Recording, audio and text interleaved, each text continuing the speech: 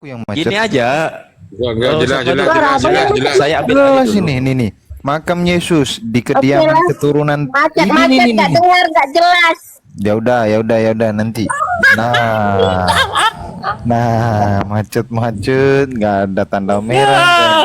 Mana? Hei, Shirley, mana kau?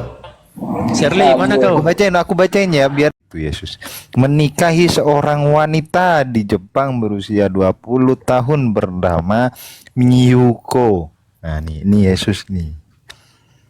Kalau mau nyalain jangan salahin aku nih, salahin Jepang nih. Namanya makamnya Kirisuto no Haka, sampai mati nih Yesus di sini. Nggak disalib, bro. Ya. Shirley di bawah, naik lagi Shirley. Ayo, Shirley di bawah, naik lagi. Ayo, naik lagi. Kalau itu kan menurut Wikipedia. Nah, ini yang lebih valid nih ya. Kita ada bentar. Macet jaringannya tidak jelas. Oke, naik Tes, lagi 1, 2, Shirley, 3. naik lagi. Itu Itu kan saya mau menurut- kejar tadi itu. Saya mau kejar itu tadi 24 nikah. Itu saya mau kejar itu. Ayo naik lagi Shirley. Ayo. Naik lagi.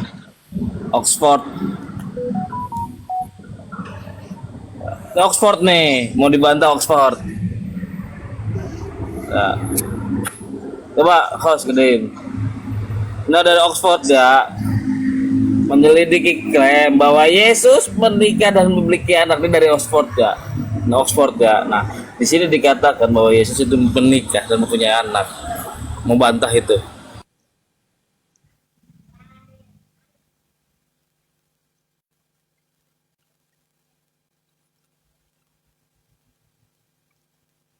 Ya. Nah, itu tuh kan itu lebih fix Oxford loh. Mau Ayo dibantah Shirley, itu dari Shirley Oxford. naik lagi Shirley. Shirley naik lagi, Selamat naik lagi. siang. Iya, Pak Laban. Siap, Pak Horas. Laban. Horas. Ya, Horas, Bah. Wah. Kalau ada palaban nih seru nih. Nah, Enggak, males saya bahas-bahas gini udah. enggak, saya bukan saya males bang, teman anda sendiri yang mau mulai gitu.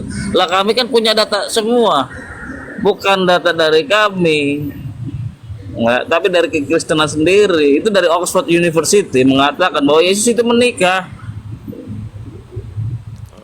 Itu bukan dan orang Oxford bang, itu akademisi, bukan orang Iya, abal-abal. akademisinya kepentingannya untuk mencari nilai itunya itu. Mudah-mudahan Ya nilainya namanya akademisi itu menganalisa kan, dan memberi tanggapan apakah Yesus menikah atau tidak berdasarkan bukti-bukti yang ada.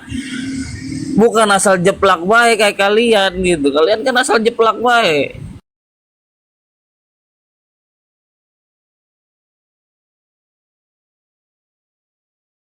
Diteliti kagak.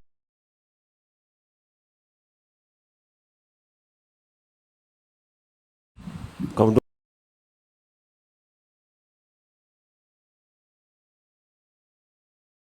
dukung nggak? Ya dukung kalau ada bukti-buktinya malah. Bisa dibuktikan memang. Lah itu dari Oxford, ya Allah ya Rabbi, astagfirullahaladzim. Iya, Oxfordnya bisa membuktikan itu gimana? Lah itu udah dibuktikan. Apa buktinya itu? Tulis saja gitu. Itu cari aja itu. Terbukti. Di situ kan ada pemaparannya. Itu berasal dari apa? Sumbernya dari mana? Siapa penelitinya? Itu jelas Bang di situ, Bang. Oh, berarti Ya? mabuk kayaknya itu semua. Itu. Aku pula yang mabuk. Mabuk itu. Nanti mabuk. Apa pula? Aku enggak. Aduh, Pak Laban. Mabuk itu. Siapa yang mabuk? Apa sih? Makanya Alah, jangan Bang. suka jangan suka mulai-mulai sama muslim, teman Anda sendiri yang mengatakan. Kalau aku sih seperti nggak apa-apa itu. mau menikah mau apa boleh Ya iya. dia kayak. Kalau Ya aku iya, sih nggak terserah masalah. Yesus lah. Cuman peneliti ini kok bisa ada peneliti. Lah ada buktinya, ada sampelnya di papirus abad ke-6 Sampel. mengatakan seperti itu. Dena ya. Papirus abad ke-6 mengatakan seperti itu di dalam papirus. Papirus tahu ngerti gak papirus? Abad 6 tahun berapa itu? 700 ya? Ya Allah, abad ke-6 abad ke-5 tahun ke-500. Mending kau tanya Yahudi langsung lah, jauh lebih paham. Lah Yahudi bilang menikah di dalam Talmud mereka. Gimana sih? Apalagi Kalau sumber makin Yahudi, najis. kalau sumber Bagus lah kalau Yahudi, menikah, ya, nggak apa-apa lah kalau menikah. Palaban, Palaban, kalau sumber Yahudi, kalau kita tanya orang-orang Yahudi, mereka menganggap Yesus itu adalah rabi, kan? Nah, seorang rabi itu wajib menikah, nggak bisa menikah kalau nggak jadi rabi. Balik, nggak boleh jadi rabi sebelum menikah. Ya, gitu, nggak bisa menjadi rabi kalau nggak menikah. Tapi dia ajarannya ajaran sesat. Mungkin ajaran sesatnya nggak boleh menikah. Oh, Yesus sesat. Ya, menurut Yahudi kan sesat dia. Yesus sesat berarti. Iya, menurut Yahudi kan sesat. Ya, Anda sesat, percaya Yahudi Palaban. berarti. Hantam kan gitu. Berarti Anda percaya Yahudi Yesus sesat. Bukan sesat sih sebenarnya, cuman Yahudi mengatakan pada saat itu bahwa Maria ini dilahirkan dari itu pezina kan, difitnah. Yesus ini adalah anak pezina gitu. Kalau si Bukan Billy sesat. Yahudi ngatakan Yesus itu anak angkat juga, anak angkat dia. Nah, kalau itu Allah walam nggak tahu saya. Itu kan pandangan Kan dari aneh ini. Bang Billy. Jadi kita yang duduk-duduk di toilet ya seolah-olah lebih tahu masa lalu. Itu Apaan udah sih? mabuk. Yang mabuk sih kita sih sebenarnya. Apaan sih ngomong apaan?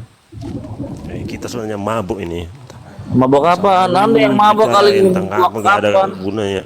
Mabuk agama, Gitu. mabuk doktrin. Nah, Apa sih Ya ngomong udah, apa? Ustaz Nafi. ngerti aku. Ambil alih dulu Ustaz Nafi, karena kalau Bang Oji ambil alih pasti ribut semuanya nih. Oh, kok gua ribut? Nggak jelas sih lapor aja Baguslah mabok. ribut biar rame. Janganlah, saya nggak mau rame karena Males ribut. sama Laban, apaan dia pakai filsafat. Laban keluar filsafat habis itu aja kita ditinggalnya diskusi sama orang, dianya kabur ngikutin filsafat gendeng Laban ini. Ampun gua mah. Sabar. Jangan istighfar. Emang nggak jelas dia, nggak bisa membuktikan. Kan gue bilang, ya kan itu tadi yang itu bukan dari abal-abal. Dia kalau ngomong cerdas dia, filsafat lah apa keluar gitu. Ngobrolin masalah filsafat kalau sama Laban, tapi ujung gitu loh. Ya tanggung jawab dia. Bang Magen, Apa gak selamat bosan siang kalian Bang Magen. bahas-bahas kayak gini terus? Bahas Palaban, apa? saya sama Halo, teman selamat siang. Gimana coba? Ya, Gimana selamat sekarang siang kita Pak. bahas masa Magen. depan ini? Gimana? Gimana Pak Magen? Ngebahas ke masa depan, jangan ke belakang. Ini ke belakang ini dibahas. Bah, Iya, jadi ini kan apa namanya, Oxford itu kan abad berapa, sedangkan di Alkitab dan tulisan bapak-bapak gereja di Sinaksarion dan di lain-lain nggak ada tuh kayak gitu Bang. Jadi sebenarnya kita juga mempertanyakan gitu loh. Coba. Jadi kalau mau mempercayai tulisan-tulisan Berdua abad Laban yang sama lebih Magen, gua muda, nggak pengen kayak kemarin lu ngobrolin filsafat berdua. Magen, lu ngobrol sama Laban tentang masalah enggak, ini enggak Jangan masalah kabur filsafat. Labannya lah. Kalau kabur Labannya lu sama gua doang ditinggal sama Laban gitu loh. Gimana? Maksudnya gini, kan kita kan merujuk pada data-data yang lebih dekat gitu kan. Lebih dekat dari kejadian, tempat kejadian gitu. Jadi kalau mau nukil-nukil dari ini kan juga kita bisa gitu. Hadis kan 200 tahun setelah Nabi Muhammad lahir, termasuk sirah dan lain-lain sebagainya gitu. Bahkan kayak kita nunjukin bukti dari hadis, dari sirah pun kalian juga kadang ada yang nggak mau terima gitu kan. Nah, Apalagi Oxford. Oxford itu bukan mewakili gereja gitu loh. nah misalkan di abad muda, kan Anda mengatakan di papirus itu di abad muda, di abad ke-6, ya kan? Nah, sedangkan Biblos sendiri yang paling lengkap isinya, itu ada di abad 16. Kenapa Anda percaya yang pada abad abad 16 itu? Abad 16 mana? Itu Gini. Josephus. Alkitab itu udah rampung di abad ketiga. Di mana abad ketiga udah rampung? Loh. Dalam Kodeks Sinaiticus juga belum lengkap. Iya, itu kodeks itu beda dengan rampungnya. Iya, papirus mana? tahun Papirus mana 300 yang itu abad melengkapi keempat. Gimana sih?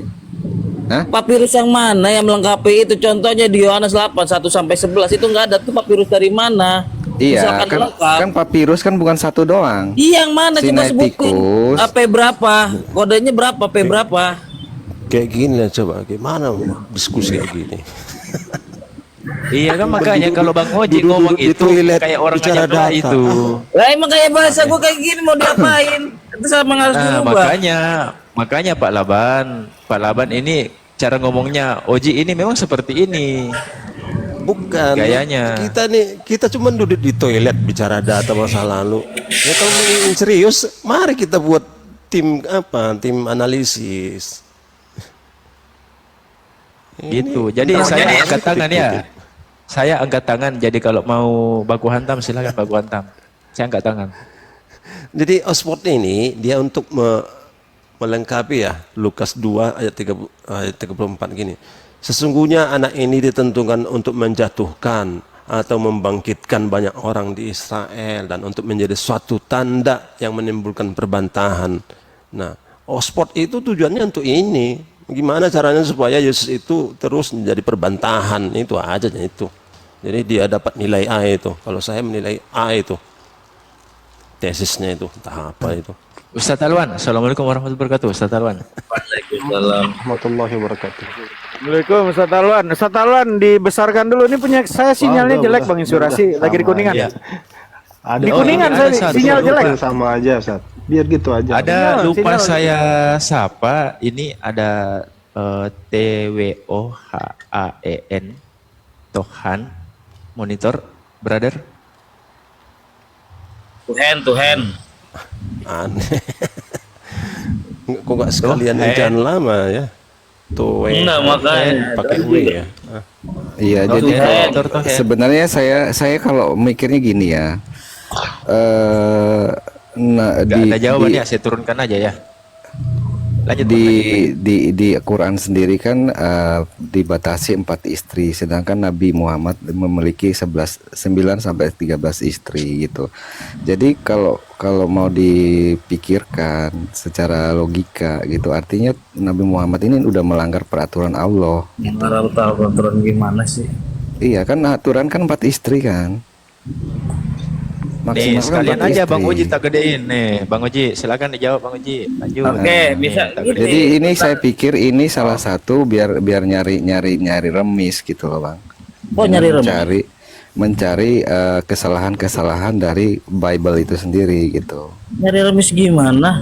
Oke, Lah kalau memang saya- Bible sih penuh kesalahan. Nggak, gini, Kenapa- Bang. Gini, Gini, Bang. udah ya, lu kenal. Kalau sih, abang dia. mengakui Diam ya. Nabi Muhammad itu seorang Oh, bertakwa. mau adu gede-gedean suara.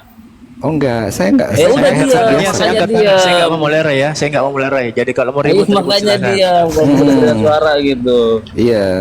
Jadi kalau mau nyari remis Tadi sih jangan udah kayak gitu nanti juga. dijawab, Kita udah terima paham aja gua data gitu maksudnya. faktanya. Gitu. Gini ya. Kenapa di situ Nabi Muhammad mempunyai 19 istri kan? Ada sebagian bilang 20. Itu ada sebagian diceraikan.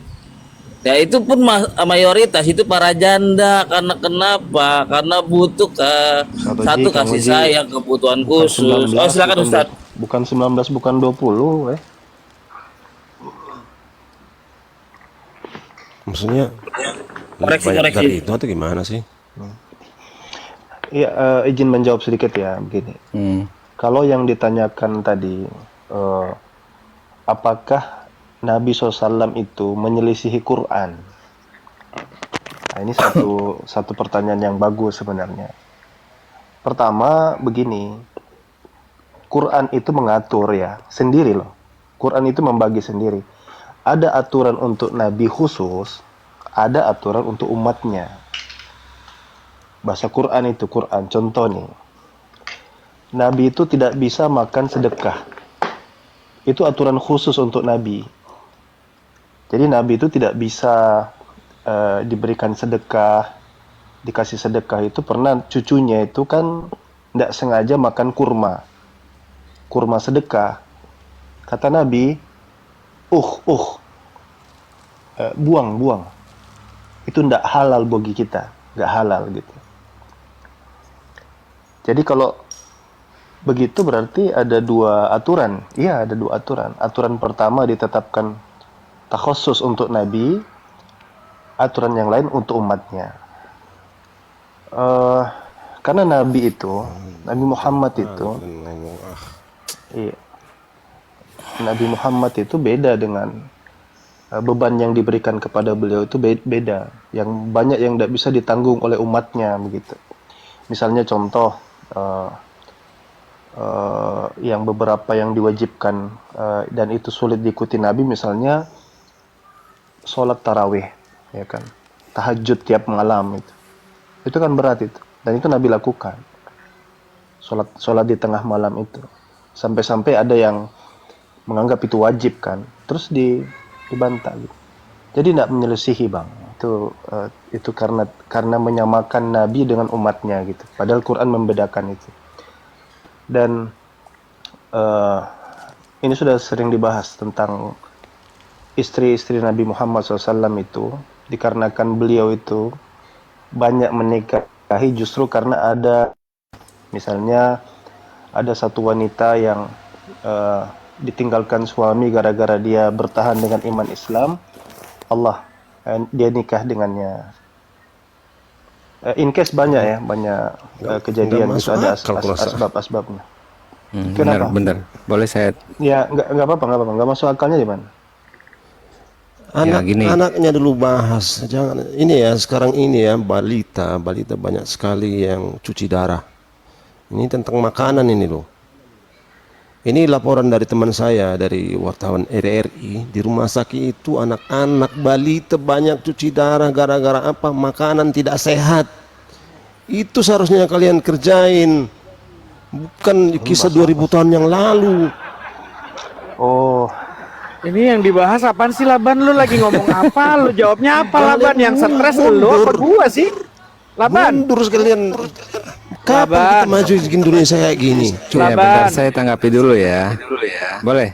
Laban. Gak usah Lu Magen, temen lu tar dulu nih. Berguna kita Magen, temen lu dulu ini biar gak kesurupan. Pak Laban, ini lagi bahas ini Pak Laban. Iya kan, Temen lu dulu tuh Laban dulu tuh biar gak kesurupan itu. Bahas berguna yang mana Pak Laban? itu yang lagi saya bahas katakan tadi. Jadi saking banyaknya ya orang yang kawin-kawin, dia banyak anak-anak terlantar, Tapi sih banyak yang jajan ya, yang sembarangan.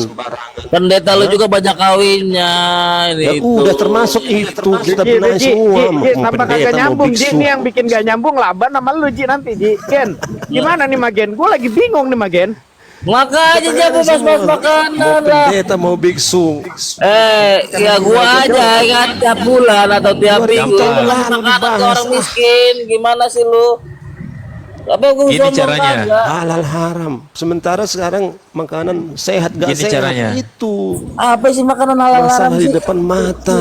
Aduh, ini bahas ribuan tahun yang Apa lalu. ngomong Gini apa caranya. sih?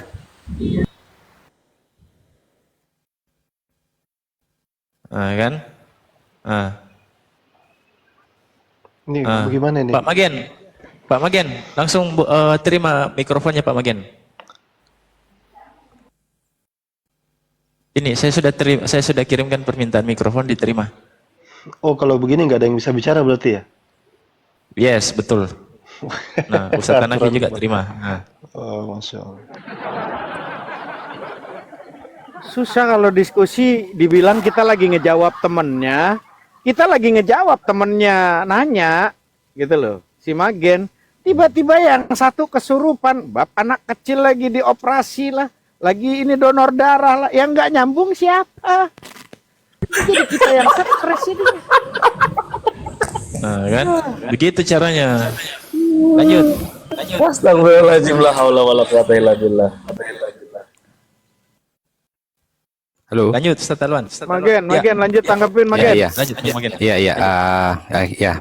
Kita umat Muslim mengakui bahwa Nabi Muhammad inilah kan di surah Al-Ahzab ayat Ayat berapa itu ya? 50 apa 37 itu kan sebagai suri tauladan. Benar nggak?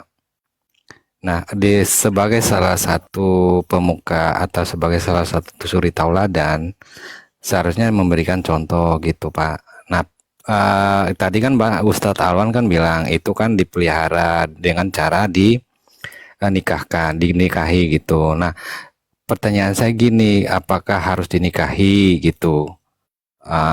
Dinikahi dengan kenapa tidak diberikan makanan aja gitu? Dan yang dimaksud dengan itu ada di tafsir Qurtubi jilid 14 itu dikatakan bahwa Nabi Muhammad itu diberikan 16 hak istimewa gitu. Nah Iya, itu. begini. Pertama, itu kajian Islamfobia. Ya, di dalam misalnya di dalam ini saya harus bedah satu-satu. Kita mulai dulu dari surat Al-Ahzab. Ya, dikatakan bahwa Rasulullah bisa menikahi yang mana dia mau. Pertama itu pelintiran ya. Kadang-kadang hak-hak yang diberikan kepada Nabi di dalam surat itu berkaitan dengan mahar. Jadi dalam tadi saya sudah jelaskan ada kekhususan bagi Nabi itu dia diberikan kemudahan dalam soal mahar, ya mahar. Jadi dia tidak mesti membayar mahar begitu. Lalu dibawa lagi tadi dengan Qurtubi ada syarat-syarat kekhususan buat Nabi nanti di sana termasuk Zainab, kisah-kisah seperti itu. Betul. Saya garis bawahi tafsir dulu ya. Tafsir itu bukanlah bagian yang umat Islam itu terima plek kata plek, enggak seperti itu. Karena tafsir di dalamnya juga, dan ini pernah saya kaji khusus tentang Zainab itu, pernah saya kaji bagaimana tafsir itu memuat hadis yang dhaifah, hadis yang lemah, dan itu tidak ada seleksi di situ karena orang harus paham bahwa buku tafsir itu memuat segala hadis apa yang bisa dia muat. Jadi dia masukkan saja, tidak ada di situ takhrij, ya takhrij itu bagaimana dipilah atau dipilih, itu tidak diterapkan di situ. Nah, sehingga bacaan tafsir itu bukan bacaan orang awam sebenarnya. Kalau orang awam itu kan kebaca begitu tuh ya nanti dia bingung sendiri gitu. Di sana ada harus ulama yang nanti memilah, oh ini hadis ini riwayat atau asbabul wurudnya ini, asbabun nuzulnya ini korelasinya dengan mana. Ya, misalnya kalau tadi bicara Zainab itu, apakah Rasulullah itu punya hasrat dengan Zainab? Nah, itu kalau orang baca tidak karena riwayat itu kadang banyak ya, dan itu bertentangan satu sama lain. Bahkan misalnya umur Aisyah saja, riwayat Muslim menyebutnya 9 tahun. 9 tahun, riwayat Bukhari menyebutnya riwayat Bukhari menyebutnya 6 tahun, riwayat Muslim menyebutnya 7 tahun, lebih dari setahun. Padahal ini guru dan murid gitu. Nah, orang harus wise gitu, bijak dalam melihat riwayat ini. Dia memang ada ilmu khusus namanya mustalahul hadis.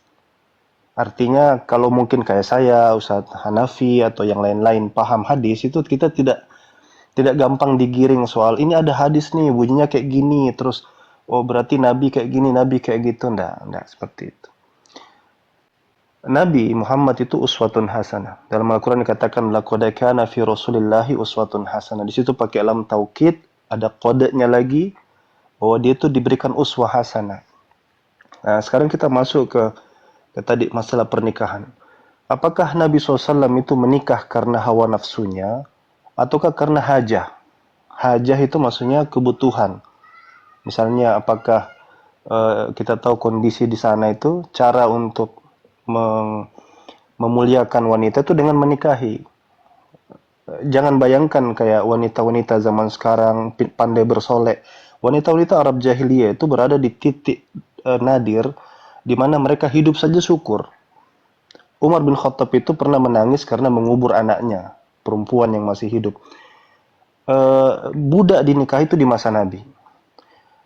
orang dinikahi itu adalah sebuah kewibawaan, sebuah apa ya, derajat, diangkat derajat. Coba buka Fathul Bari, di sana ada beberapa wanita yang datang kepada Nabi. Ini kalau kita bicara syahwat ya. Orangnya menawarkan diri, lalu dia bahkan tidak datang sendiri, ibunya juga datang. Ibunya mempromosikan, ini anak saya gini ya Nabi, mungkin pantas buat kamu, dia nggak begini, dia nggak begitu, dia cocok sekali buat kamu. Semua wanita-wanita yang meminta dinikahi oleh Nabi, Nabi tidak nikahi. Tidak ada satupun, baca riwayatnya, tidak ada satupun yang minta dinikahi, menawarkan dirinya untuk dinikahi oleh Nabi, tidak ada satupun yang menikah dengan Nabi. Jadi mungkin saya persingkat lagi, bahwa riwayat ini sangat banyak Bang. Puluhan ribu, mungkin ratusan ribu. Jadi kalau orang yang tidak jeli, ya hanya mengambil dari satu sumber, apalagi pembenci Islam, itu saya sangat miris juga sih sebenarnya. Cuman ya, wallahul musta'an. Ya gitu.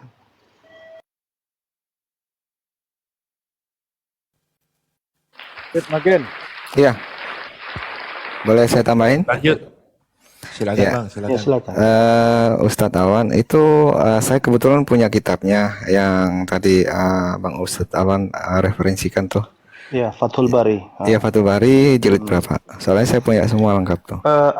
Cari saja Fathul, sebenarnya nggak usah repot-repot Bang, Google aja dapat kok. Anda Oh, cari di Google. wanita-wanita, ya, Anda ketik di Google aja, wanita-wanita yang menawarkan dirinya untuk dinikahi kepada Nabi, terus koma Fathul Bari.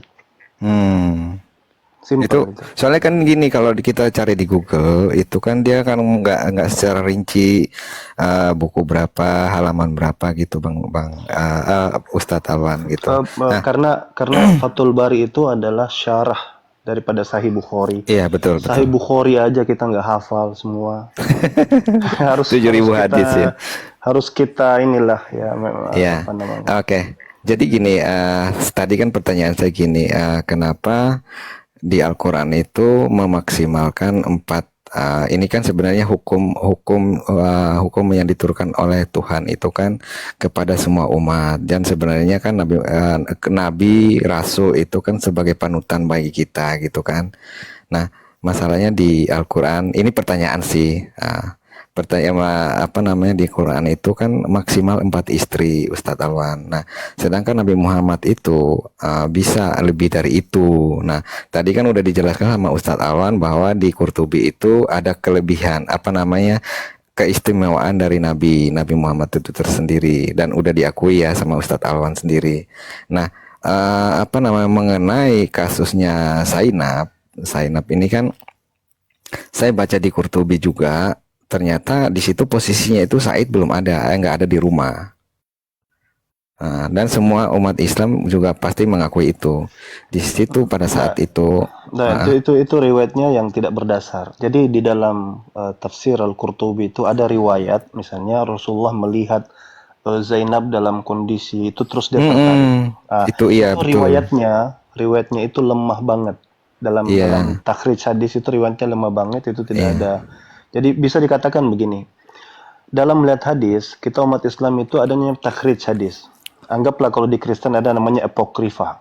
Apokrifa nggak dianggap. Kita takhrij hadis itu, kita cross check. Oh ini kayaknya dibandingkan ini kayaknya nggak benar. Contoh ya, yang orang Kristen sering bawakan ini, At-Tahrim ayat 1. Ya. Oh itu Nabi ketemu dengan Maria Kiptia itu, terus dia akhirnya turun. Kenapa kamu menghalalkan apa yang Allah haramkan ya, atau haram yang Allah lakum? Betul. Itu kan kalau lihat di Sahih Bukhari yang sahihnya itu kan masalah madu, bukan masalah Zainab. Berarti ada 2 riwayat yang kontradiksi kan? Yang benar yang mana? Ya tentu yang sahih, yang derajatnya lebih tinggi, yang lebih kuat kan? Sama dengan ini tadi tentang kisah Zainab itu, hampir tafsir itu banyak sekali, dan bukan satu-satu semuanya. Ibnu Katsir, makanya kan kaidah kita pengambilan hadis riwayat itu kita tidak gini, kategorinya gini. Quran dengan hadis, kalau hadis bertentangan dengan Quran, hadis wajib ditolak. Itu kaidah itu. Hadis mutawatir bertemu dengan hadis sahih, hadis sahih tapi dia ahad, atau satu orang saja rawinya bertubrukan dengan yang banyak rawinya, hadis yang ahad ditolak. Yang sama-sama sahih tapi satunya misalnya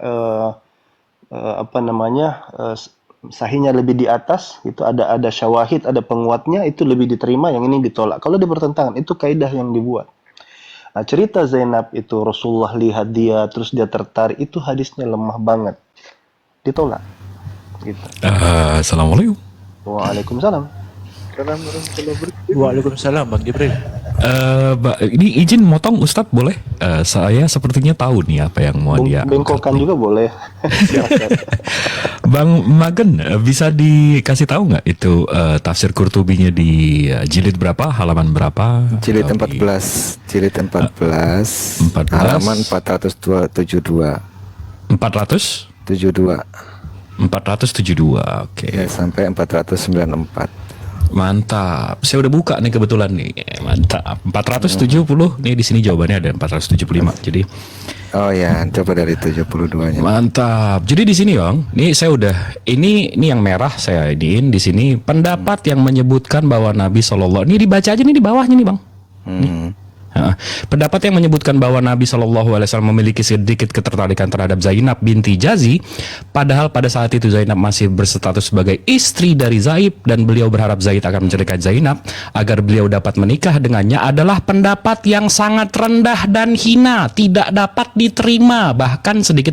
Ini abang tinggal baca, Bang. Ini Iya, itu 472 pendapat tadi dari nih. siapa? Pendapat dari siapa? Abis itu yang ini, yang merah ini nih. Abis itu jawabannya di sini juga nih. Nih, pendapat seperti ini sebenarnya sama sekali tidak pantas untuk diungkapkan dalam kitab yang luar biasa ini. Nah, jadi abang kalau baca nih kalau baca di sini, Iya. habis itu nanti jawabannya tinggal dibaca aja fullnya, Bang. Nih, Iya, saya udah yang tanda-tanda saya ini baca. yang mana yang mau dijadiin fitnah, yang mau dijadiin ini. Oh enggak fitnah loh. Oh Masalahnya enggak, ini bukan abang kan banyak nih yang di sono, yang di luar sono kan. Gitu. Terus yang 16 keistimewaan itu menurut abang gimana? Kan masih ada tuh di halaman 400. 16 mengenai 16 keistimewaan itu Iya. tidak semua yang dimasukkan situ benar. Ada beberapa yang benar, ada contoh yang Oh, tidak. jadi sebenarnya gini Ustadz Awan. Jadi sebenarnya isi dari ringkasan Qurtubi itu tidak semua dipercaya ya. Iya jelas. Nah dulu Berarti- pernah saya bilang begini. Ini saya beri pengetahuan ke kawan-kawan. Gitu. Dalam Islam itu ada adab namanya. Adab itu bertanya sama yang alim. Kalau saya ini orang awam lah. Kategori saya ini keset dari para ulama ya. Artinya bukan siapa-siapa. Tapi saya tahu satu-satu saya, ulama-ulama saya yang mumpuni dalam hal ini. Mereka itu menggunakan kaedah takhrij. Jadi ada satu website itu isinya tentang kumpulan ahlul hadis. Namanya judul websitenya kalau nggak salah ahlul hadis juga. Nah, ketika ada satu riwayat itu dilihat secara utuh menyeluruh gitu. Makanya dia biasa disebutkan wa fi riwayatin, di dalam riwayat yang lain. Nah, pengkajian ini kan nggak didapat sama kawan-kawan Kristen. Saya tahu gini, Bang. Kita sama-sama tahu lah. Orang Kristen itu tahu dari mana kitab itu. Sumber itu. Jilid berapa, halaman berapa. Wallahi, kita belajar sampai kakek nenek pun nggak akan kita sepandai itulah. Ya, kita tahu. Berarti Iya. itu sesuatu yang di spotlight. Artinya itu sudah ada di website Faith Freedom Indonesia yang turun-temurun, orang munculin, kemudian dia diwariskan sampai ke kakek, ke lain-lain lah. Nah gitu. Nah ketika itu sampai lalu dipaparkan ke kita, itu biasanya kenapa ini tidak digubris oleh para ulama, karena itu bagian daripada satu kajian sebenarnya. Misalnya kita bicara tentang apa sih kekhususan Nabi. Nah, kekhususan Nabi itu dipatok dalam hal-hal yang kayak tadi. Seperti yang ini bagi Nabi boleh, ini yang bagi Nabi tidak boleh. Seperti yang di dalam surat Al-Ahzab itu soal mahar, tapi kadang-kadang kalau di website Kristen jadinya, atau website Islamfobia lah, itu jadinya macam-macam. Nabi bisa kawin siapapun yang dia mau, kira-kira kayak gitulah. Iya. Jadi kalau Bahkan kan di hadis juga Bukhari dan Ustadz Imam Ahmad juga meriwayatkan di situ. Yang tadi kan Ustadz Awan kan udah menyinggung masalah penghibahan diri ya. Yang menawarkan dirinya. Iya, menawarkan diri. Cuman saya poinnya nggak di situ, Ustaz Awan, gitu loh. Cuman gini, saya kalau seandainya Qurtubi ditolak atau dikatakan di situ bahwa tidak sahih atau tidak, artinya Qurtubi ini ngasal comot aja gitu. Cuman satu yang saya minta, di mana rujukannya itu yang dikatakan sahih, yang tidak menceritakan hal yang berbeda dari Qurtubi ini, Pak, Bang Ustaz Awan. Begini. Kita belajar dari imam mazhab dulu ya. Ada 4 imam mazhab itu. Hanafi, Hambali, Maliki, Syafi'i. 4 mazhab ini mengatakan begini. Iza sahhal hadithu fahuwa mazhabi. Kalau hadisnya itu sahih, itulah mazhabku. Artinya pendapatku, apapun yang aku tulis, apapun yang aku nukil. Kalau kalian dapati suatu riwayat yang sahih, yang lebih sahih, maka tinggalkan pendapatku. Segitunya loh para ahli fikih ya, atau ulama lah. Siapa yang tidak kenal Imam Syafi'i, Imam Maliki, Hanafi, Hambali. Dan itu seluruh para ulama. Kita bisa buka Ibn Tatsir kalau nggak salah dalam kalau tidak Syiar Alamin Nubala, Bidayah wan Nihayah. Imam Ibn Katsir mengatakan bahwa apa yang ditulis itu harus dilihat siapa yang merujuknya, dan itu sudah menjadi tradisi dari para ulama. Karena begini, ketika kita bicara tafsir, dia bukan ahlul hadis, bukan ahli hadis.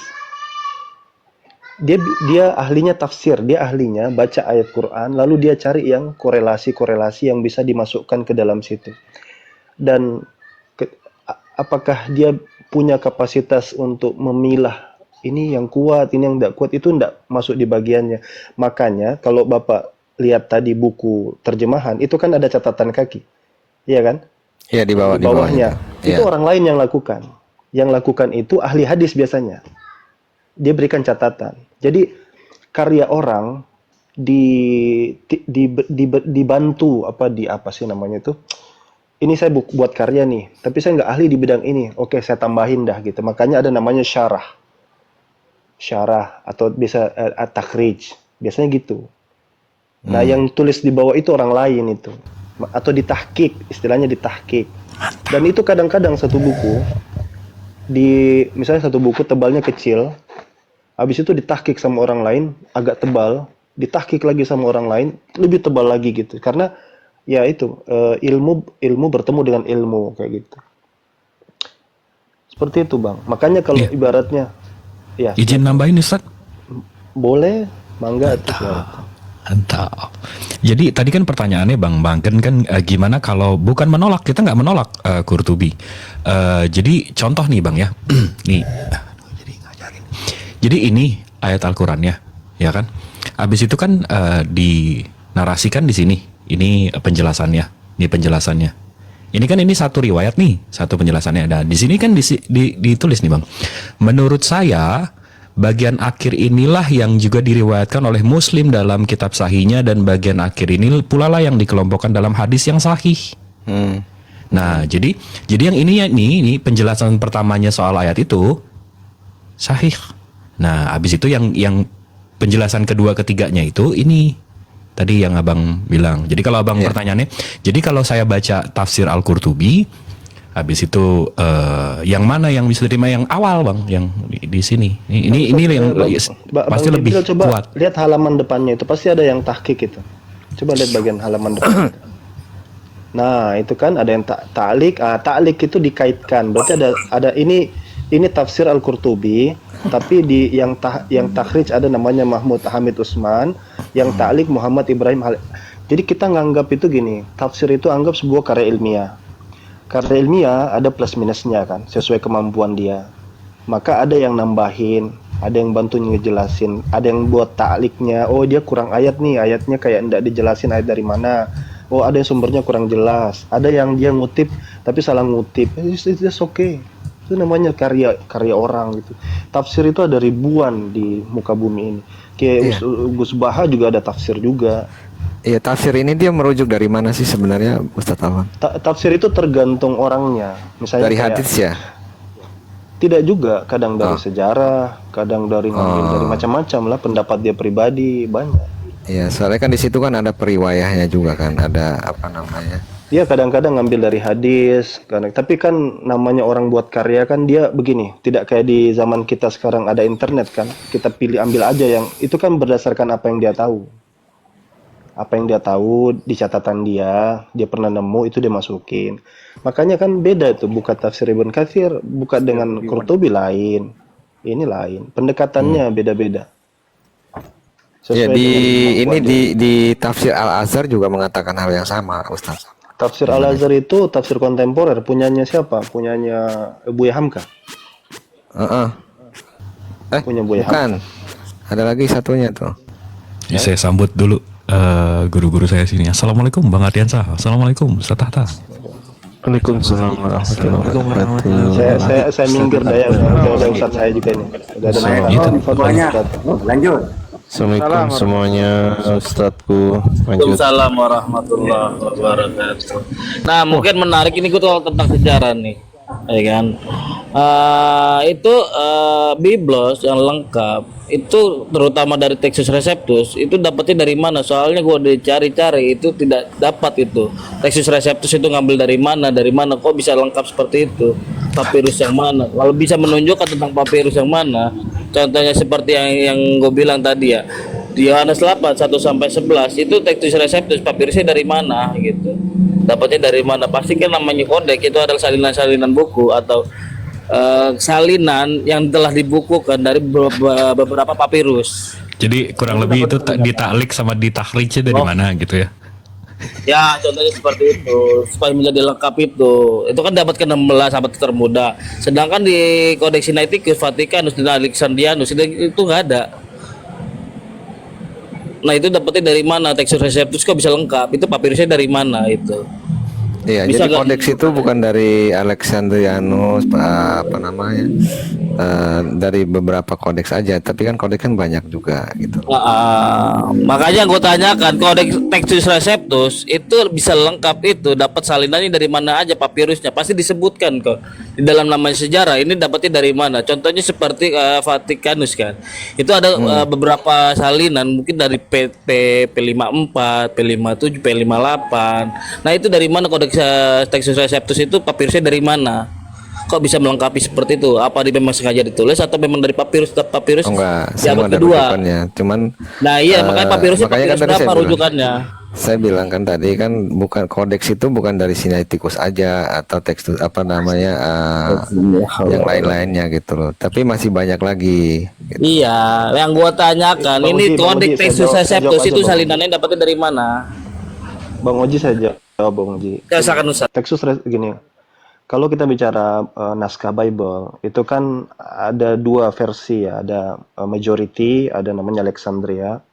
Nah, kalau yang Textus Receptus yang ditanyakan, itu kan yang nanti ada di abad ke-16. Ya, ketika di sana itu mereka coba untuk membuat sebuah Bible, tapi yang ada pada masa itu diambil dari manuskrip-manuskrip yang ada pada saat itu, dan rata-rata manuskripnya sudah bisa dikatakan tidak muda lagi atau tidak di abad ke-1, ke-2 karena itu memang tidak ada, atau abad ke-4, ke-5 tidak ada. Dia ngambil yang abad ke-11, ke-12 gitu. Jadi itu Textus Receptus itu biasa disebut dengan the received text atau teks yang diterima lah. Nah, itu nanti dari sana lah dia berujung menjadi King James Version dan seterusnya gitu.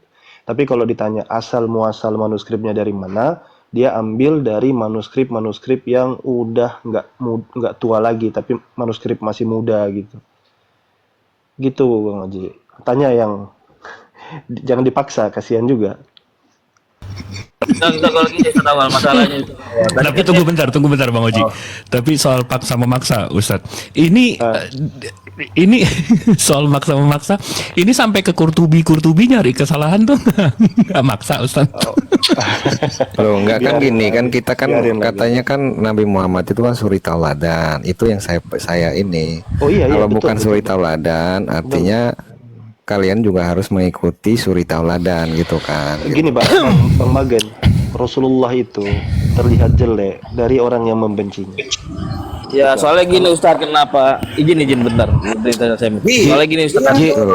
Masih dijelasin bukan mau menjelek-jelekan gitu loh. Ji, kalau belum selesai ngomong Ustadz kita jangan dipotong. Saya dari tadi diem loh Ji. Karena apa? Karena teman-teman muslim sini masih ngomong gitu loh. Yang ngomong dulu, silakan Ustadz. Apa juga kalau ada mau ditambahin. Gimana Bang Magen gitu? Kalau kita Nabi Muhammad itu di mata saya aja dah, nggak usah di mata kawan-kawan gini. Saya kan belajar sirah ya, belajar sirah. Saya belajar loh, bahkan kalau misal saya punya teman itu, saking cintanya, sendal Nabi kan suka pakai terompah. Sendal kami kan lurus itu kami bengkok-bengkokkan sendalnya biar mirip gitu. Saya kemana-mana pakai sorban Jogja itu yang kalau saya izin ya, beberapa bulan terakhir lah, sekitar 5-6 bulan itu. Semata-mata ingin mencontoh Nabi gitu. Kalau di pandangan saya, yang paham dengan, paling tidak ngerti lah ya, mungkin jauh ilmunya dari para ulama, tapi saya belajar hadis. Kan tadi yang kamu tanyakan saya jawab semua juga.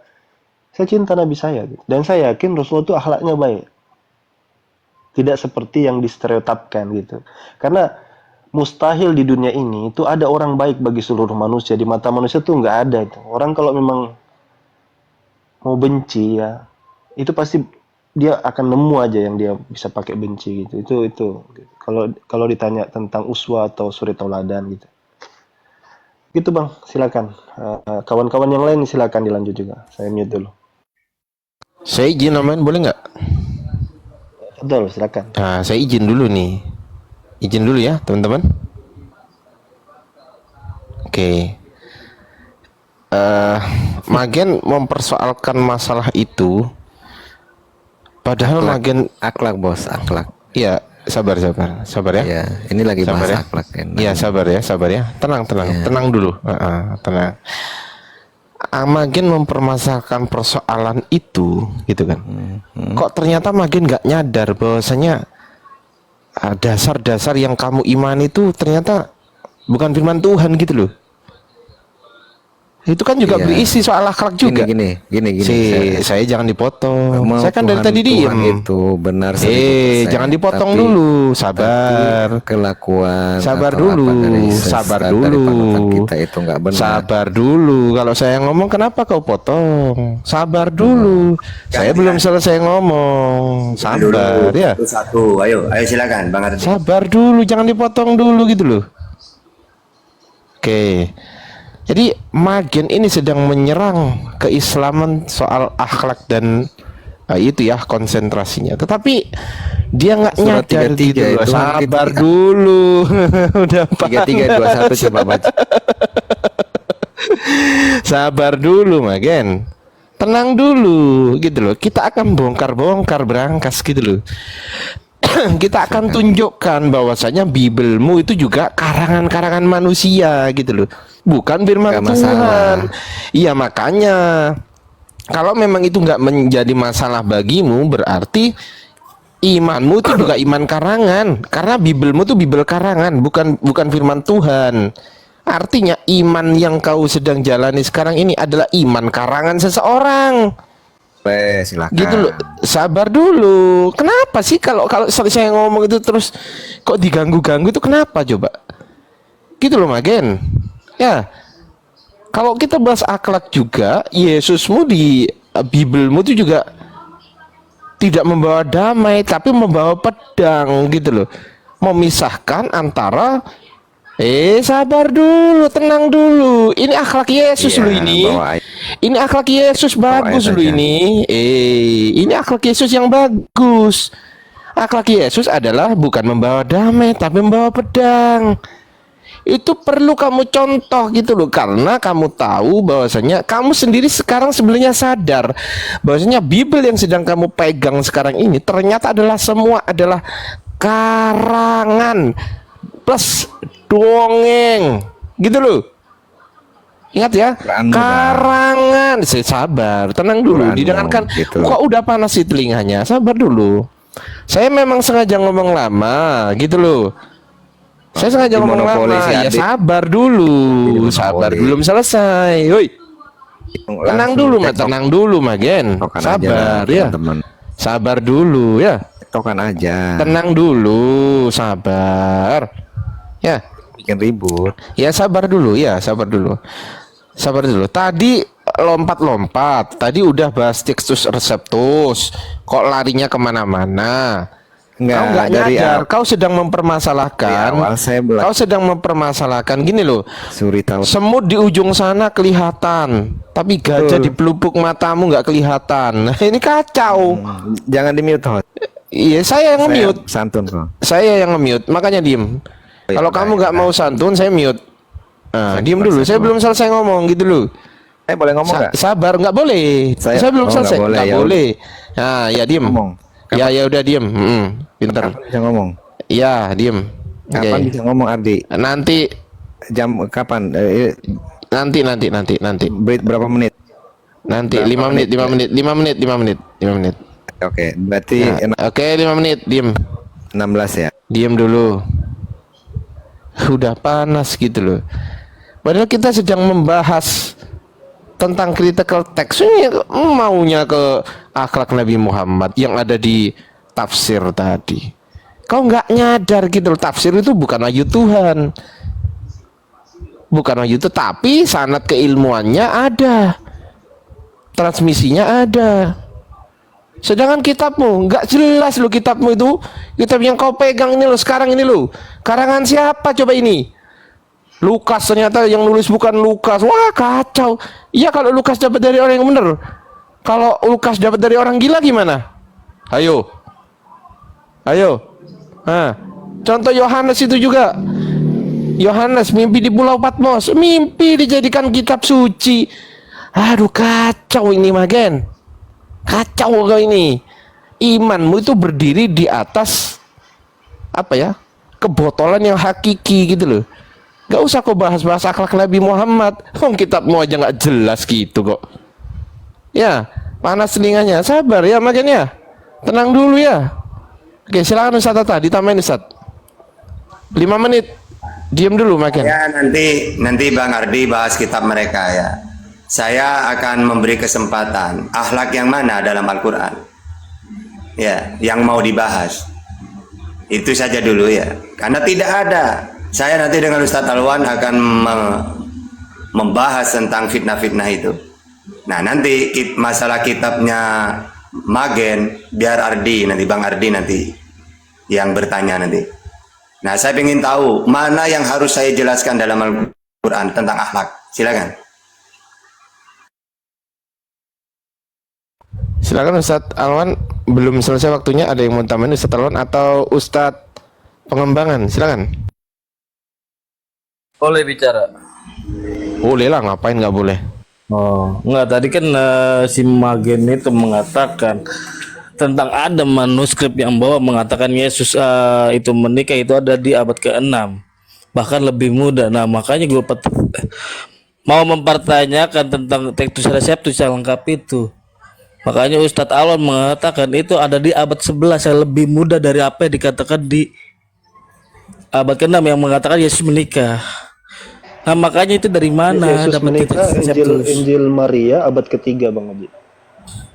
Ya, makanya kita salah Ustadz Alwan dia semakin. Dia mengatakan abad ke-6. Salah itu. Ada tapi dia bukan kitab, bukan kodeks, dia papirus dia. Ya, manuskrip dia Ya, Ustadz. manuskrip berbentuk papirus ya. Untuk papirus itu. Dia mengatakan abad ke-6. Gitu. Jadi yang salah yang mana nih? Itu padahal sudah saya bukakan dari Oxford University. Dalam buku karangannya kalau nggak salah The Lost Gospel itu. Nah, makanya ini makin ini mana yang lebih muda dari Textus Receptus apa manuskrip yang mengatakan Yesus menikah? Berarti yang lebih muda kan Textus Receptus. Seharusnya yang lebih muda itu tidak dapat dipercaya. Tadi kan kata seperti itu. Nah, itu yang mana tuh yang benar tuh? Silakan Magen itu jelasin itu dulu.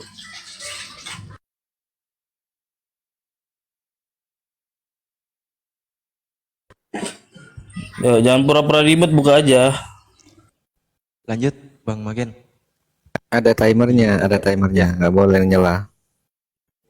Nggak apa-apa, lanjut aja. Ngomong aja. Sampai 16. Kita harus. Ya terserah, kau mau diem ya terserah, kau mau ngomong ya terserah lah. Oke. Yang ya kau mau ngomong apa mau diem? Berarti- Kalau mau ngomong silakan, kalau mau diem aku yang ngomong. Iya, oke. Jadi gini, kalau seandainya kalian ini nggak merujuk pada tafsir Qurtubi atau gimana, soalnya gini, di Alkitab sendiri mengatakan bahwa Tuhan Yesus sendiri mengatakan bahwa apabila matamu itu melihat seorang dan menginginkannya, itu sudah termasuk zina dalam hati. Nah, di sini kejadiannya di tafsir Qurtubi ini, Nabi Muhammad ini kalau menurut ajaran kekristenan dia ini berzina karena si siapa namanya ini Zainab ini masih berstatus sebagai istri Said gitu, dan ini sudah melanggar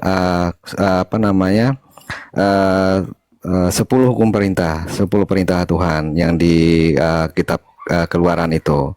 Nah, kalau Ustadz Tahta menanyakan apa sih suri tauladan dari Nabi Muhammad itu yang tidak patut dicontoh, yaitu yang tadi saya bawa ayat itu, bahwa di Al-Quran sendiri mengatakan bahwa maksimal itu 4 istri, sedangkan Nabi Muhammad itu bisa sampai 9 sampai 11 istri, bahkan belum sama budak-budaknya itu juga gitu loh. Maria Kiptia kan bukan istrinya. Maria Kiptia itu bukan istrinya loh. Nah, terus abis itu kayak contoh di Sahih Bukhari 4721, Kaulah binti Hakim ini ternyata bibinya Nabi Muhammad. Di Musnad Imam Ahmad 26050 ternyata kebalik, di tafsir Sahih Bukhari 4721, Kaulah binti Hakim bibinya Nabi Muhammad ini menyerahkan dirinya untuk menghibahkan dirinya untuk Nabi gitu loh. Apakah pantas gitu loh? Itu yang saya maksud moralnya gitu. Dan kalau seandainya dikaitkan dengan surat 33 ayat 21 ya nggak cocok gitu loh Mas. Ya teman-teman gitu. Ya gini kita diskusi aja gitu loh. Terus yang termasuk dalam Satu, Bang Magen biar enggak terlalu ini. Kita Iya, coba dulu. ya, siap. Pertama kan Baru 2 menit sih. Tadi kan katanya 5 menit. Soalnya pertanyaan. Dan kalau nanti ditambah nanti kita enggak Oh ya, bisa urai siap. satu-satu gitu. Siap. Pertama tadi kan sudah jelas riwayat itu sudah jelas dhaif ya. Bahkan saya katakan dhaifun jiddan, sangat tidak terpercaya. Bang Magen saya tanya ringkas saja gitu. Silakan. Yesus mencium istrinya itu di dalam Injil Maria Magdalena. Itu percaya enggak? Iya. Maria Magdalena itu kami nggak mengemani itu. Iya enggak. Berarti yang tertulis di papirus itu kamu nggak percayakan? Yang mana coba tunjukin aja. Oh, belum pernah dapat papirus Maria. Oke. Saya pernah tanyakan, iya, itu nanti saya tunjukkan. Tapi inti poinnya adalah bahwa teman-teman nggak percaya itu karena itu dianggap itu tidak alkitabiah, itu tidak ada di dalam kanon, itu hanya ada di papirus. Intinya di Islam itu ada datang berita, kita tidak bisa langsung percaya sampai dia datang dengan kevalidan berita itu. Nah, pernah baca hadis yang lebih sahih enggak yang tentang Zainab? Atau bahkan ayat Quran tentang Zainab secara keseluruhan pernah baca enggak? Zainab kan nggak ada di ayat Al-Quran, Ustadz. Bukan nggak ada di dalam tafsiran, itu ada dijelaskan. Nanti saya masuk ke sana. Iya. Kalau kita tanya apakah dia ridho dengan itu, bahkan Rasulullah SAW itu tidak ridho dengan perintah Allah itu menikahi dengan Zainab. Sampai-sampai Nabi itu minta Zainab itu rujuk dengan suaminya. Itu kisah yang benarnya gitu. Jadi ada kisah riwayat ini banyak, ada yang lemah, ada yang kuat, dan itu bertolak belakang. Kenapa ada kisah-kisah yang seperti ini? Saya beritahu, ada sosok-sosok yang memang benci dengan Nabi. Itu juga mengarang cerita-cerita palsu tentang Nabi. Ada banyak. Dulu waktu saya buka riwayat-riwayat, contoh Ibn Ishaq itu sering dituduh dia bercerita sesuatu yang tidak ada dasarnya. Nah, jadi kalau itu yang ditanya, ya itu kami sudah lewati fase belajar tentang itu, tentang Zainab. Silakan nanti kalau ada waktu. Saya nggak tahu apakah saya masih punya videonya apa tidak, tentang fitnahan kepada Nabi tentang Zainab. Itu kita sudah pernah bahas. Lalu tentang yang Khawlah binti Hakim. Ini saya tidak tahu ini Khawlah binti Hakim yang dimaksud ini Khawlah binti Hakim As-Sulamiyah atau siapa? Atau yang mana? Karena kalau Khawlah binti Hakim itu kan dia perantara itu antara waktu Rasulullah SAW ingin setelah Sanatul Huzun, tahun kesedihan, kemudian ditinggal oleh istrinya Khadijah, maka Khawlah binti Hakim itu yang memakcomblangi Aisyah dan Sauda. Setahu saya gitu. Ini yang ditanya ini Khawlah binti Hakim yang mana?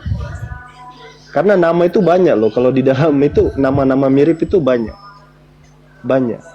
Ada Ubaidillah, itu Ubaidillah yang mana gitu. Tata bisa jelasin sama gitu. Takutnya begini bang, abang itu kayak dapat satu sumber diarahkan ke coba ini. Oh berarti begini. Itu jangan langsung dipercaya. Apalagi kalau itu dari sumber kekristenan. Ustaz Tata, ini guru saya nih. Saya kasih ke Ustaz Tata aja. Fadhal Ustaz Tata. Nanti kita kuliti satu-satu ya. Bagus saja tanya aja biar kita bisa mengklarifikasi kan. Silakan Ustaz. Iya, ini kita bahas dulu masalah tentang Al-Ahzab 37 ya. Ingat di sini gini. Yang jadi fitnah di sini ada 3. Yaitu amsik alaika zaujaka dan juga wa tukhfi fi nafsik. Nah, di sini kan gini. Dan ingatlah ketika engkau Muhammad berkata kepada orang yang telah diberi nikmat oleh Allah dan engkau juga telah memberi nikmat kepadanya. Ini Zaid ya. Zaid bin Harisah. Lalu pertahankanlah terus istrimu, kata Rasulullah ke Zaid, dan bertawakallah kepada Allah. Sedang engkau Muhammad menyembunyikan di dalam hatimu apa yang akan dinyatakan oleh Allah. Nah, ini yang jadi fitnah. Ceritanya gini loh. Zaid dengan Zainab ini oleh Allah dinikahkan. Zainab orang yang nasabnya tinggi, ibaratkan orang yang berkelas lah. Tapi dinikahkan dengan Zaid bin Harisah, mantan budak. Ya, diangkat dia budaknya Rasulullah tapi dimerdekakan, dijadikan anak angkat. Nah, zaman dulu manusiawi sudah. Orang kalau nasab tinggi, jangankan tinggi, orang merdeka kalau nikah dengan budak, ini sudah tidak seimbang zaman dulu itu. Makanya mereka ini sering bertengkar. Akhirnya Zaid itu selalu mengadu ke Rasulullah. Ya Rasulullah, saya tidak kuat sudah. Zainab seperti ini ke saya. Akhirnya apa kata Rasulullah? Amsik, tahan dulu. Padahal Rasulullah itu tahu sudah ada ayat. Sebelum itu Allah memberitahu, wahai Rasulullah, wahai Muhammad, nanti kamu saya akan nikahkan dengan Zainab. Nah, tapi ketika Zaid ini minta cerai, malah disuruh tahanlah gitu. Jadi yang disembunyikan oleh Rasulullah ini, kata tafsir Qurtubi misalnya, Rasulullah senang tapi disembunyikan. Bukan itu. Rasulullah tuh tahu sebenarnya dia akan menjadi istrinya. Tapi Rasulullah mengatakan, amsik, jangan cerai dulu Zaid. Padahal mereka selalu bertengkar. Seharusnya Rasulullah itu, ya sudah cerai aja lah. Uang memang Allah sudah memberitahu ke saya bahwa suatu saat dia akan menjadi istri. Seharusnya gitu kan. Tapi Rasulullah sembunyikan itu. Jadi kata-kata disembunyikan di situ bukan Allah itu, Rasulullah itu senang ya di hatinya tapi disembunyikan, bukan gitu. Rasulullah itu tahu bahwa dia akan menjadi istrinya tapi disuruh tahan. Andai kan Rasulullah itu senang sama Zainab, untuk apa dibilang amsik? Pasti kan, oh iya memang saya suka, ya udah cerai aja. Seharusnya kan gitu kan. Tapi Rasulullah malah mengatakan amsik, kan lucu kan ya? Maksudnya apa? Wong Allah sudah memberitahu bahwa akan menjadi istrinya, kok amsik? Jangan gitu wahai Muhammad. Nyatakan bahwa memang suatu saat dia akan menjadi istrimu. Jangan malu kepada manusia. Wong ini ada tujuannya. Apa tujuannya? Likaila yakuna 'alal mu'minina haraj. Agar suatu saat umatmu kalau terjadi seperti ini, maka hukumnya boleh. Misalnya saya diambil anak oleh Ustadz Alwan. Saya kan tidak tahu apa-apa dengan Ustadz Alwan. Tidak ada hubungan darah, tidak ada rodok, susuan, tidak ada apa-apa. tiba-tiba dijadikan anak. Loh, bagaimana hukumnya? Andaikan saya punya istri cerai, lalu bagaimana hukumnya mantan istri saya dengan Ustadz Alwan? Maka itu boleh.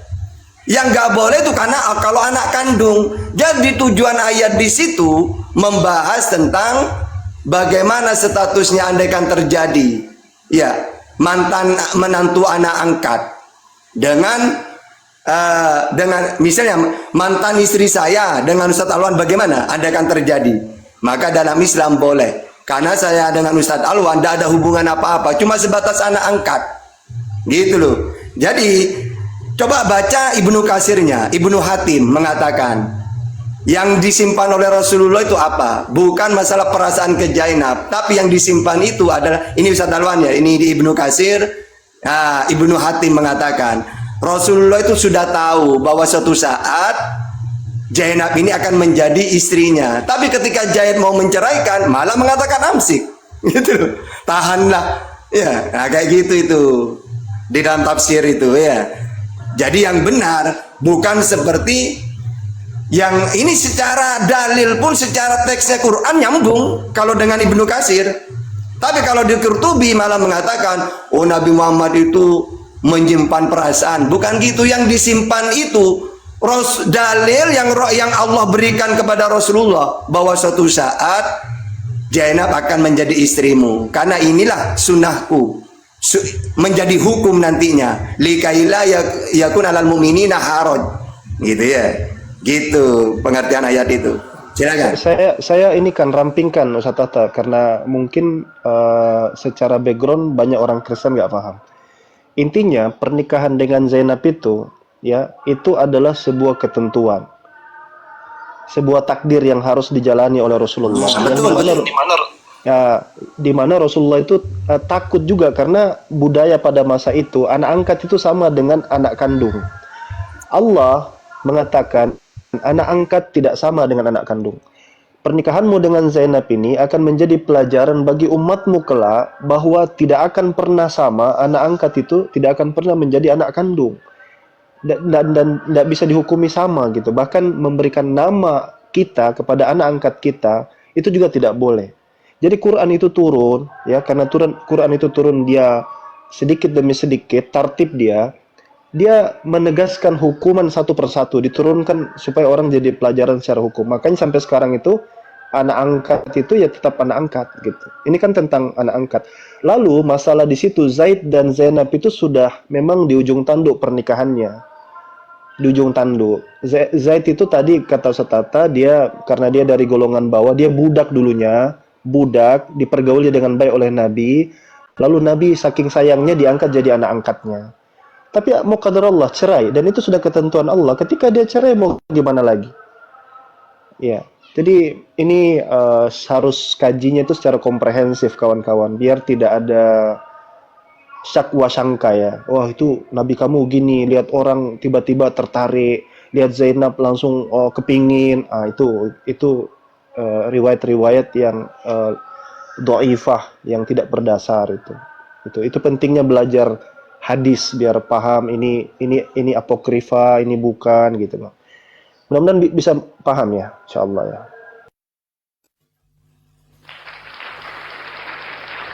Oke. Udah? Siap, lanjut. Ya, itu yang tadi di Sahih Bukhari 4721 Ustaz Alwan. Di situ nggak ada nama Sulaimah atau apa, cuman di sini kan dikatakan bahwa yang menghibahkan dirinya ini kan atas nama Khawlah binti Hakim. Nah, di situ. Terus ternyata saya baca di Musnad Imam Ahmad 26050, Khawlah binti Hakim ini adalah seorang bibi Nabi, yang mungkin ada penjelasan dari situ ya. Intinya ini data yang saya dapatkan. Begini. Khawlah binti Hakim kalau nggak salah istrinya Utsman bin Affan. Makanya harus jelas ini yang mana ini yang diriwayatkan ini. Istri orang nanti dibawa-bawa. Oh, berarti yang ini ya, berarti ya yang iya, makanya harus jelas ini dia yang menghibahkan Sulaimah. Yang menghibahkan diri ini siapa kepada Nabi Muhammad? Setahu saya yang menghibahkan kepada Nabi itu ada 5 orang. Coba Anda googling aja, saya nggak hafal itu. Iya, iya, yang Khawlah binti Hakim ini kan tadi kan Ustadz Alan bilang, Makanya saya tanya Ustadz dia bagian Usman belakangnya apa? Di situ disebutkan Khawlah binti Hakim yang mana? As-Sulaimi apa yang mana? Dicari dulu gitu biar jelas. Karena misalnya Ubaidillah bin siapa? Bin Umar yang mana ini? Banyak ini gitu. Harus ada jelasnya gitu, Bang. Iya, iya, iya. Iya, Ya intinya di Kalau situ itu kalau As-Sulaimi itu istrinya Utsman bin Affan, itu Khawlah binti Hakim. As-Sulaimi itu istrinya Utsman bin Affan setahu saya. Wallahu a'lam bishawab. Istrinya Utsman bin Affan Tadi setahu saya. maaf, Musnan Ahmad berapa? Wallahu a'lam bishawab. Ahmad 26050. Ustadzku Satahta dan lain semuanya. Saya standby dulu ya, asar ya, insyaallah. Siap Ustaz. Musnan Ahmad berapa? 26050 Bang.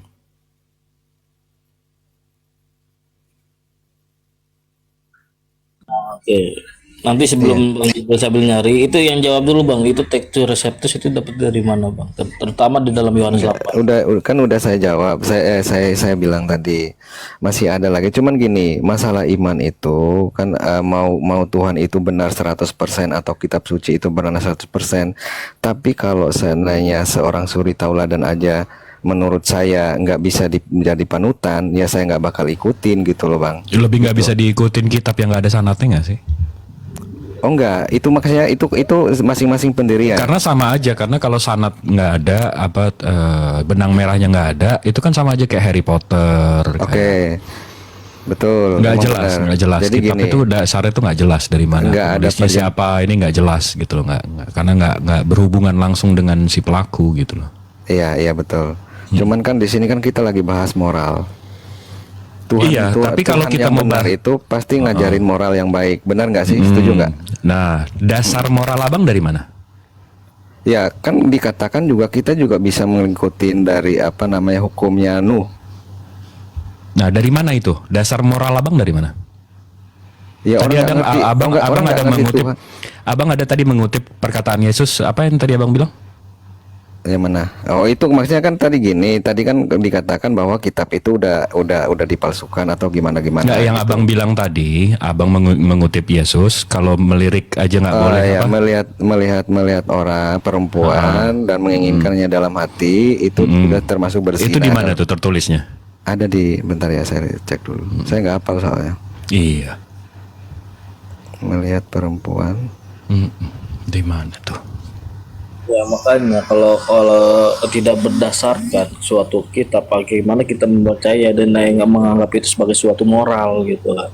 Itu termasuk moral juga. Kalau moralnya dasarnya kita tidak berdasarkan, nah makanya bisa dianggap moral gak itu? Matius 5 ayat 28. Iya. Matius ya, berarti perjanjian baru ya. Iya, Matius 5 ayat 28. Itu tulisan tertuanya tuh abad 4 tuh. Itu nggak ada urusannya sama Yesusnya. Iya, jadi nggak itu masalah, nggak masalah. Nah, jadi itu tulisan siapapun bisa kan? Betul. Nah, itu Bahkan terus orang yang gimana nggak kita bertuhan mau pun mengimani? yang penting dia nggak melakukan. Oh ya hal udah, yang lebih bagus nggak senonoh. beragama kalau kayak gitu kan? Iya gitu. Jadi ya kalau udah. seandainya gini maksud juga Berarti gini, lebih maksud bagus juga- yang nggak beragama gitu kan? Oh enggak, jadi Loh, kok saya enggak? mengimani kitab suci Alkitab saya itu karena dia mengajarkan moral. Tapi Ah, begitu kita Paulus siapa yang sendiri, ngajarin? begini. Siapa yang ngajarin? Paulus sendiri sebelum mengenal Yesus dia itu Wah, seorang pembunuh. ini kan cerita angan-angan kan? Berarti karena sanatnya nggak ada bang, benang merah ke Oh pelakunya itu nggak ada. Makanya kan gue bilang Bang Jibril, orang nggak mengenal Tuhan pun, yang penting dia itu Ya udah, akhlaknya ngapain mulia. beragama kalau kayak gitu kan? Itu menjadi satu panutan nggak sih menurut Bang Jibril? Enggak, menurut saya ajarannya itu mesti jelas. Ajarannya Iya. dari mana? Abang mengklaim itu ajaran Paulus, ajaran Yesus. Bener nggak ini kitabnya berasal dari mereka? Iya, maksudnya kan kalau menurut saya Kalau benar. enggak ngapain? Cuman kalau gitu loh. menurut Bang Jibril Ya nggak enggak, benar, bukan kan itu ini bukan urusannya. menurut, ini faktanya, fakta sejarahnya. Ini fakta, bukan angan-angan cita-cita. Kalau angan-angan sama cita-cita Abang ini ditulis di abad 1 dan terjaga gitu kan. Itu Oke. angan-angan sama cita-cita Bang Jibril gitu loh. mengakui nggak Yesus itu memiliki 12 rasul? Ya, mungkin. Oke, apakah dari 12 rasul itu semua itu buta huruf, semua nggak bisa nulis, semua nggak bisa bisu gitu kan? sampai sehingga ada namanya. Kalaupun mereka bisa nulis, mereka menulis dengan bahasa mereka, yaitu Betul. bahasa Hebrew atau Aramaik, Jadi bukan gini, Yunani. Nah, bukan gitu Bang Jibril. Zaman sekarang gini. Gua ceritain dulu ya. Begini Iya, Bang Jibril. iya. Silakan ngarangnya Bang, ngarangnya silakan. Oh enggak. Jadi gini, abad pertama itu di dalam sejarah kekristenan, sejarah dunia dikuasai dikuasai orang Romawi untuk daerah-daerah Israel. Cuman bahasa internasional kayak kita zaman sekarang bahasa internasional bahasa Inggris. Jadi zaman itu bahasa internasionalnya itu bahasa Yunani. Kenapa ditulis pakai bahasa Yunani? Biar gitu ya. orang-orang di luar Yahudi itu mereka ngerti bahasanya, tulisannya Bang. Jadi semua nggak Gitu ya. dipaksa mengikuti satu bahasa harus hafalin gitu Bang. Jadi itulah enaknya Bible gitu. Nah, yang kalau ini menurut saya, Abang tahu ini nggak? Abang tahu ini nggak? Sanhedrin 43 ini. Sanhedrin Abang tahu nggak? Sanhedrin. Sanhedrin. Tahu nggak? Tahu nggak? Itu di Sefaria, benar nggak? Tahu nggak? Nggak tahu kenapa. 43A. Ini ditulis abad 1 nih tentang Yesus. Mereka pakai Sanhedrin. bahasa originalnya ini. Pakai bahasa original mereka. Bukan abad 1, itu abad 2. Ini iya, tapi menceritakan soal Yesus nih dari Nazareth. Pakai bahasa original, nggak pakai bahasa Yunani. Jadi Nah, itu orang kan- Bani itu kan- Israel itu kan situs. Jadi Bani Israel Gimana itu sih, Bang? tetap menggunakan original teksnya. Benar, Nah, nggak kenapa apa-apa. tiba-tiba Yunani abad 4? Tapi kan ada terjemahannya di situ kan? Itu nggak ada. Iya ada dong terjemahnya Ya sekarang. iya dong. Nah, Ya, tapi original teks mereka, tulisan mereka tetap pakai bahasa mereka. Mereka nggak tiba-tiba ganti Yunani gitu loh. Loh, ya lu Bang Jibril ngerti nggak yang terjemahin 72 rabi itu apa nama imam itu yang terjemahin apa namanya PL itu? Septuaginta ke Septuaginta. Iya. Enggak. Wah, ini Kenapa muter-muter nih, Bang. Ini muter-muter kenapa sanaknya, Bang. orang Ibrani sendiri Yunani diterjemahkan abad ke bahasa 4. Yunani? Ayo. Abad 4. Ayo Tertua coba. Abang tuh abad 4, Bang. Loh, Bahasa Yunani. Septuaginta itu Enggak ada abad urusannya berapa? sama murid-muridnya, Bang. Septuaginta itu abad berapa? Abad Kenapa berapa? diterjemahkan dalam bahasa Yunani? Abad Septua- ketiga sebelum Masehi, Septuaginta. Terus? Kenapa diterjemahkan ke bahasa Yunani? Terus? Oleh 72 imam itu. Enggak, tunggu deh. Emang Septuaginta itu ada Matius, Lukas, Yohanes ya? Enggak, yang tadi Aduh, lu enggak ada permasalahkan. juga kan yang Gini, saya tanya. Yang kamu Perjanjian permasalahkan itu baru, bahasa, Bang. mengenai Kok tiba-tiba bahasa, benar nggak? Iya. Iya. Kenapa 72 rabi menerjemahkan Septuaginta ke dalam bahasa Yunani? Ayo Bang, coba kamu jelasin. Bang, kenapa saya yang jelasin? Saya lagi nanya sanad Iya, kitab abang muter-muter. Artinya bahasa terkenal Bang, di zaman muter lagi, itu putar bahasa lagi, Bang, putar Yunani, lagi. bahasa putar lagi. internasional zaman ini. Bukan muter dong. Logika aja kenapa mereka Betul. orang Yahudi tapi diterjemahkan ke dalam bahasa Logikanya Yunani. kan tadi abang udah urutin nih, muridnya Yesus ada 12, pencatat mereka ini. Saya percaya itu, tapi mestinya kalaupun mereka mencatat itu dalam bahasa Hebrew. Kenapa? Enggak dong, gimana sih Karena bahasa Hebrew? Sanhedrin tadi yang saya tunjukin, catatan mereka aja pakai bahasa Hebrew. Ya, itu Kenapa kan tiba-tiba situs. yang bagian 4 abad Itu kan 4 nih, situs. abad 4 bahasa Yunani itu diimani karena nggak ada urusannya sama Yesus itu. Bang. Itu situs bang, situs Sefaria itu situs loh. Lah Ini iya, kan catatan mereka. Iya kan yang Jadi ditulis klaim abang, kayak gini, kayak gini. jadi klaim Gua nulis abang, ulang klaim sebuah abang, kitab. bang, klaim klaim abang ini Bani Israel merubah bahasa mereka jadi Yunani di abad 1 kan? Buktinya Bukan seperti enggak. itu. Jadi apa itu? Iya, Muter, Bang. jadi ngarang lagi, silakan. Bukan, ini bukan ngarang. Jadi kan udah saya jelaskan tadi.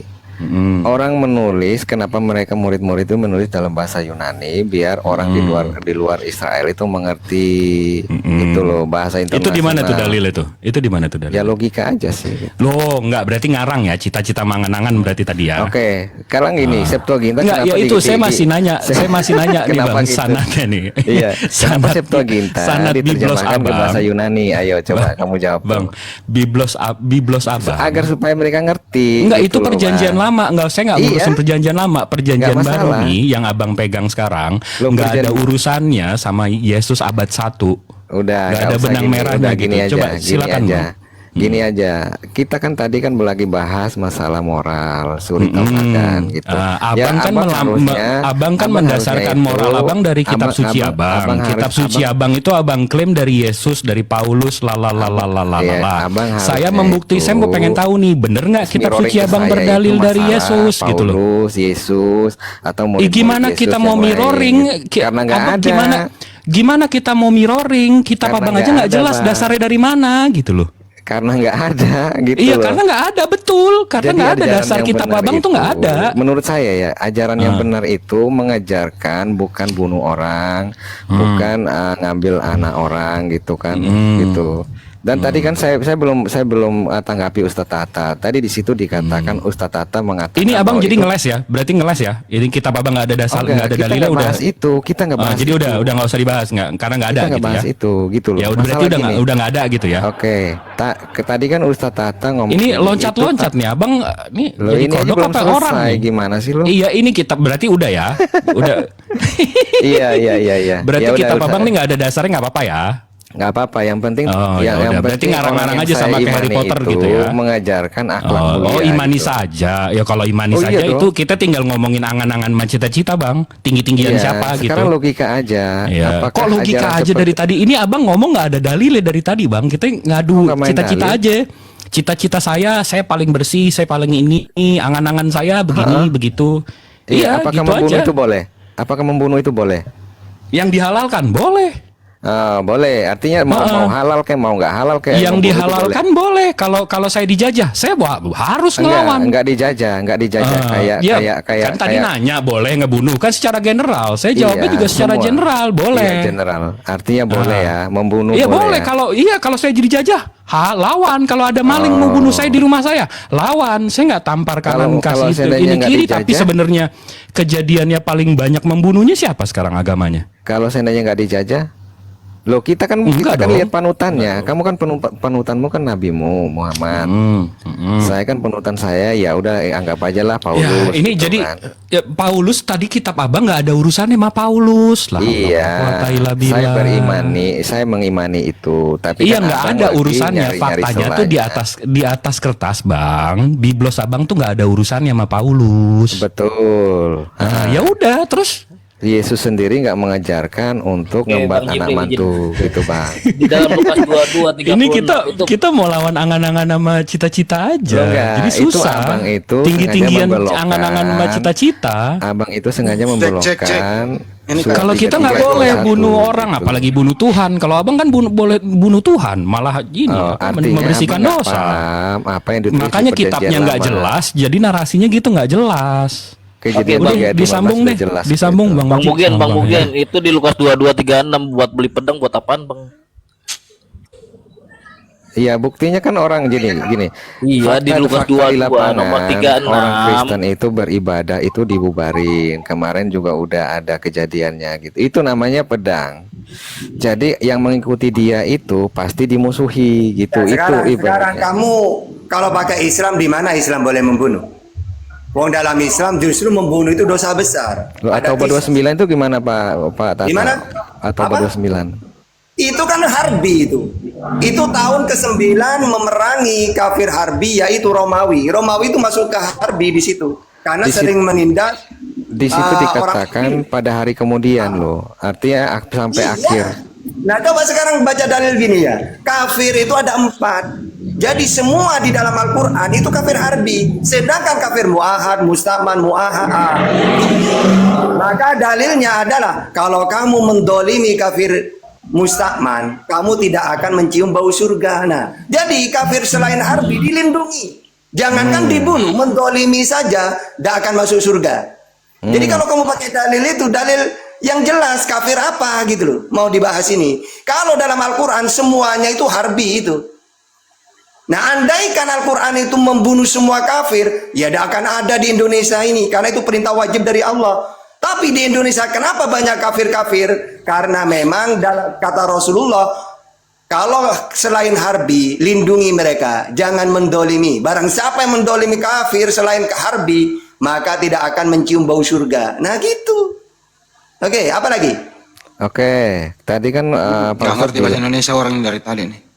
Kok nggak ngerti gimana sih? Yang saya tanyakan itu membunuh itu boleh nggak sih? Boleh. Oh boleh. Nggak boleh kalau Artinya, boleh nggak boleh ya? Coba rumpukan dulu nih. Boleh saat berperang boleh. Boleh nggak boleh gimana nih? Di dalam Islam membunuh itu kena kisos. Barang siapa yang membunuh dibunuh, kisos namanya. Dosa besar itu. Ayo, gimana? Yang mana nih? Yang mana yang benar?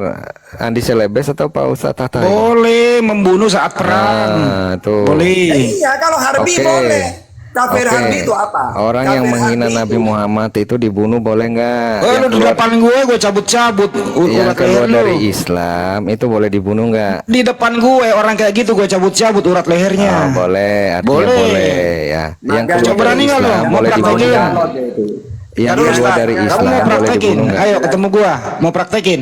Yang keluar dari Islam boleh dibunuh. Enggak mau, kalau keluar dari Islam enggak. Boleh dong. Di zamannya Rasulullah banyak orang keluar Islam itu. Tapi karena mereka itu bukan harbi, dibiarkan oleh Rasulullah. Oke. Nah terus? Boleh dong.